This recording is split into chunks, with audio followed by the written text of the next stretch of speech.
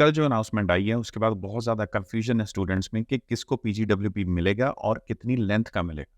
तो अगर immigration minister के फोर्थ पॉइंट जो उन्होंने प्रेस ब्रीफिंग में बताया है उसके अकॉर्डिंग चलें तो उसमें उन्होंने वर्बली क्लियरली मेंशन किया है कि जो भी स्टूडेंट्स बैचलर्स मास्टर्स या डॉक्टरल प्रोग्राम से ग्रेजुएट होंगे वो अप टू 3 ईयर के पोस्ट ग्रेड वर्क परमिट के लिए एलिजिबल होंगे।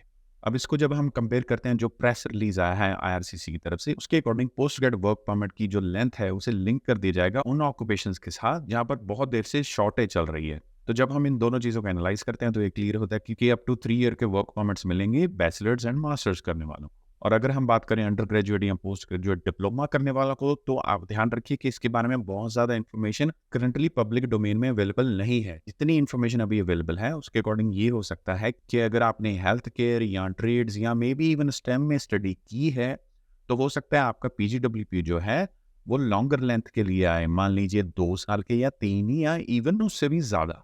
और हो सकता है कि अगर आपने किसी जनरल प्रोग्राम में स्टडी किया, मान लीजिए बिजनेस प्रोग्राम्स में, तो उन सिनेरियोज में आपकी पीजीडब्ल्यूपी की लेंथ छोटी कर दी जाए, मे बी 12 टू 18 मंथ्स। लेकिन कीप इन माइंड ये सिर्फ एस्टिमेट्स हैं, कोई श्योर शॉट इनके बारे में इंफॉर्मेशन नहीं है।